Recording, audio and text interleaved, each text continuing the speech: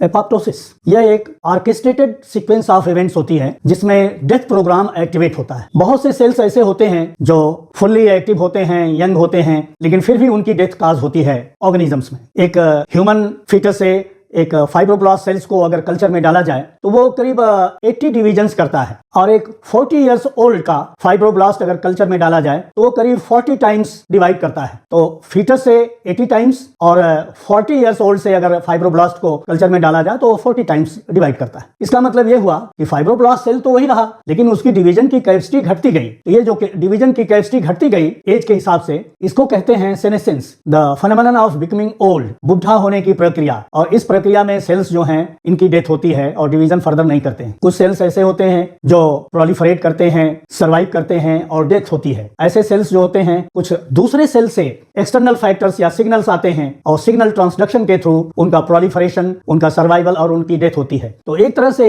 ये एपोप्टोसिस जो है ये बैलेंस करती है सेल्स के नंबर को बॉडी में। एक एडल्ट ह्यूमन बॉडी में करीब 10⁻⁴ सेल्स होते हैं। ऐसे आप कंसीडर करिए कि एक माउस का फर्टिलाइज्ड एग और एक ह्यूमन का फर्टिलाइज्ड एग दोनों साइज में सिमिलर होते हैं फर्टिलाइजेशन के बाद, लेकिन एक माउस का जो फर्टिलाइज्ड एग है वो डेवलप करके किस साइज को जाता है और एक ह्यूमन का फर्टिलाइज्ड एग जो है वो डेवलप होकर किस साइज में चला जाता है। कुछ आंसर्स तो अभी भी क्लियर नहीं है, लेकिन एपोप्टोसिस एक एक्टिवेटेड डेथ प्रोग्राम है और इसमें बहुत सारे फैक्टर्स ऑर्केस्ट्रा की तरह से काम करते हैं और ये एक ऑर्डरली सीक्वेंस ऑफ इवेंट है। ये नीट एंड क्लियर है और इसमें प्रोग्रेसिवली एक स्टेप के बाद दूसरे स्टेप आते रहते हैं। एपोप्टोसिस में जो सेल डेथ प्रोग्राम होता है वो डिसाइड रहता है। जब सेल डेथ प्रोग्राम एक्टिवेट होता है, जिसको प्रोग्राम सेल डेथ भी कहते हैं एपोप्टोसिस को, इसमें सेल की जो साइज है वो श्रिंक करती है और कंडेंस हो जाती है। श्रिंक करेगी, कंडेंस हो जाएगी। तो श्रिंक करने से और कंडेंस होने से जो सेल और सेल के बीच में एडिशन है, सेल और सेल का जो जुड़ाव है वो लूज हो जाता है। तो एडिशन लूज हो जाता है। दूसरी बात जो होगी, इसमें जो साइटोस्केलेटन है वो कोलैप्स कर जाएगा। सेल का जो उसके शेप और साइज को मेंटेन करता है साइटोस्केलेटन, वो कोलैप्स कर जाता है। जो न्यूक्लियर मेम्ब्रेन होगी वो डिसअपीयर हो जाएगी,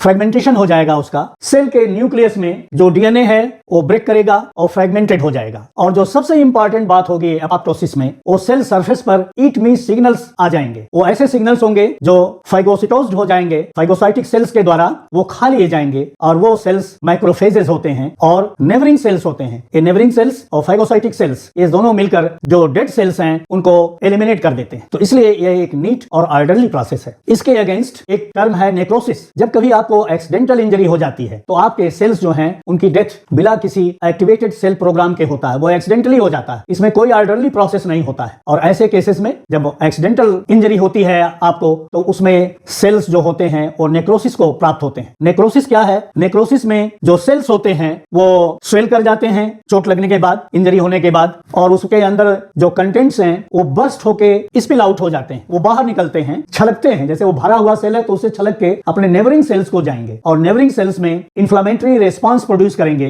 वो जो कि डेंजरस होगा, इन्फ्लेमेशन कॉज करेगा। तो एपोप्टोसिस और नेक्रोसिस में ये डिफरेंस है कि एपोप्टोसिस में सेल जो है बहुत क्लियरली उनकी डेथ होती है और नेबरिंग सेल्स को डिस्टर्ब नहीं करते हैं, जबकि नेक्रोसिस में सेल्स जो है अपने कंटेंट को बर्स्ट होता है सेल और फिर वो बाहर निकल के स्पिल आउट होता है और बाहर निकल के अपने नेबरिंग सेल्स को डिस्टर्ब करते हैं। एपोप्टोसिस का सिग्निफिकेंस क्या है? एपोप्टोसिस क्यों होती है? आपने देखा होगा, आपको बताया भी हम, कि बहुत सारे सेल्स यंग रहते हैं और फुल्ली एक्टिव रहते हैं, फिर भी उन सेल्स की डेथ हो जाती है। जैसे कुछ एग्जांपल्स हैं, आपने देखा होगा कि एम्ब्रियोनिक स्टेजेस में जो फिंगर्स हैं और जो टोस हैं, ये पहले ये जो स्ट्रक्चर है एक स्पेड लाइक स्ट्रक्चर होता है, फावड़े जैसा स्ट्रक्चर होता है, और इसमें देखिए टिश्यूज भरे हुए हैं, फिंगर्स बहुत क्लियर नहीं है। एपोप्टोसिस के थ्रू प्रोग्राम्ड सेल डेथ के द्वारा या एक्टिवेटेड डेथ प्रोग्राम के द्वारा ये सेल्स जो हैं धीरे धीरे एलिमिनेट हो जाते हैं, इनकी डेथ हो जाती है और फिंगर्स देखिए बिल्कुल क्लियर हो जाती हैं। दूसरा एग्जांपल है, ये टैडपोल लार्वा है, ये स्विम करता है, इसमें गिल्स होती है और वाटर स्विमिंग होता है। ये एक्वेटिक लाइफ लीड करता है। जब एक्वेटिक लाइफ से लार्वा जो है टेरेस्ट्रियल लाइफ को आता है, जब लैंड पर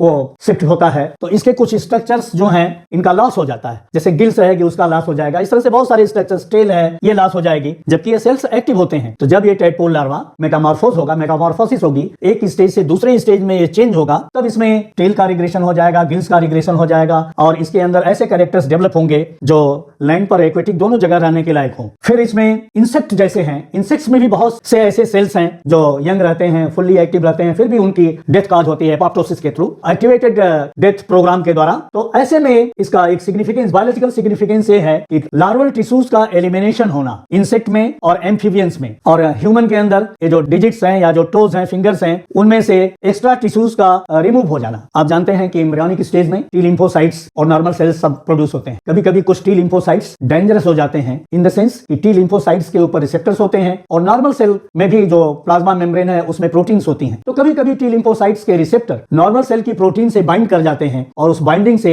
ये इम्यून रिस्पांस प्रोड्यूस करते हैं। टी लिम्फोसाइट का एक फंक्शन है इम्यूनिटी प्रोवाइड करना। तो ऐसे डेंजरस टी लिम्फोसाइट्स एपोप्टोसिस के थ्रू एलिमिनेट होते हैं बॉडी से। तो डेवलपमेंट में ये हेल्पफुल भी है एपोप्टोसिस। ऐसे सेल्स जिनमें इररिपेयरेबल जीनोमिक डैमेज हो जाए, ऐसा जीनोम में डैमेज, ऐसा डीएनए में डैमेज जिसका रिपेयर न हो सके, तो जब रिपेयर नहीं हो सकेगा तो वो डीएनए जो है रेप्लिकेट करेगा, म्यूटेशन प्रोवाइड करेगा, और म्यूटेशन से हार्मफुल कैंसर डेवलप होगा। तो ये भी जो है जीनोमिक डैमेजेस को एपोप्टोसिस के थ्रू ऐसे सेल्स को एलिमिनेट किया जाता है। बॉडी में एक्स्ट्रा नर्व सेल्स प्रोड्यूस होती हैं। पेरिफेरल ऑर्गन्स को या पेरिफेरल टिश्यूज को नर्वस सप्लाई करने के दौरान एक्स्ट्रा नर्व सेल्स का एम्ब्रियोनिक स्टेजेस में प्रोडक्शन होता है, और वो एक्स्ट्रा नर्व सेल्स जो हैं, ये देखिए एक डायग्राम बनाया गया है, ये नर्व सेल्स हैं, और ये एक्सॉन है, और ये नर्व सेल की सेल बॉडी है, और ये टारगेट सेल, नर्व सेल जो है टारगेट सेल से जाके इनर्वेशन होता है, और ये जो टारगेट सेल्स हैं ये सेक्रीट करते हैं सर्वाइवल फैक्टर्स। ये देखिए रेड कलर में जो डॉटेड है ये सर्वाइवल फैक्टर्स हैं। तो ये सर्वाइवल फैक्टर्स जो हैं इन न्यूरॉन्स के सर्वाइवल के लिए बहुत जरूरी हैं। तो जितने टारगेट सेल होंगे उससे कहीं बहुत ज्यादा नर्व सेल बनते हैं। तो ज्यादा अधिक जो नर्व सेल हैं जिनको प्रॉपर सर्वाइवल फैक्टर नहीं मिल पाता है, वो नर्व सेल्स जो हैं एलिमिनेट हो जाते हैं। ये टारगेट सेल, एक नर्व सेल आया और एक टारगेट सेल है, इसका जो सर्वाइवल फैक्टर मिलेगा इसको सर्वाइव कराएगा। और जिन